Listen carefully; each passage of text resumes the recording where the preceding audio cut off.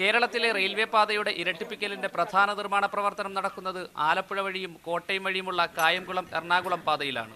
ഇതിൽ ചെങ്ങന്നൂർ പിറവം റോഡ് പാതയുടെ ഒരു ഭാഗം മാത്രമാണ് നിർമ്മാണം നടക്കുന്നത്. 2015 ഡിസംബറിൽ കമ്മീഷൻ ചെയ്യാൻ ലക്ഷ്യമിട്ട ഹരിപ്പാട് അമ്പലപ്പുഴ ഭാഗത്തെ നിർമ്മാണം ഇനിയും പൂർത്തീകരിക്കാനായിട്ടില്ല. കായംകുളം എറണാകുളം പാതയ്ക്കായി കഴിഞ്ഞ ബജറ്റിൽ 100 കോടി രൂപയാണ് കേന്ദ്ര സർക്കാർ അനുവദിച്ചത്. കോട്ടയം വഴിയുള്ള പാതയിലെ ചെങ്ങന്നൂർ കുറുപ്പുന്തറ പിറവം ഭാഗമാണ് നിർമ്മാണം നടക്കുന്നത്. ഹരിപ്പാട് അമ്പലപ്പുഴ പാതയ്ക്കുള്ള ഭൂമി ഏറ്റെടുക്കൽ പ്രക്രിയ ഭൂരിപക്ഷവും പൂർത്തിയായി. മണ്ണിന്റെ ലഭ്യതക്കുറവും റവന്യൂ വകുപ്പിന്റെ കർശന നിബന്ധനകളും നിർമ്മാണ പ്രവർത്തനങ്ങളെ ബാധിക്കുന്നുണ്ട്.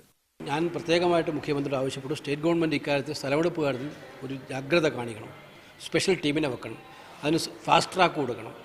അതുപോലെ റെയിൽവേയുടെ ഭാഗത്തു നിന്നും ഈ കാര്യത്തിലുള്ള നടപടി ഉണ്ടാവണം, ഇപ്പോൾ ഒരു കോർഡിനേഷൻ ശക്തിപ്പെടുത്തിയിട്ടുണ്ടാകണം. ആവശ്യത്തിന് ഫണ്ടുണ്ടായിട്ടും കേരളത്തിന് അത് പ്രയോജനം ലഭിക്കുന്നില്ലെന്നും ആക്ഷേപമുണ്ട്.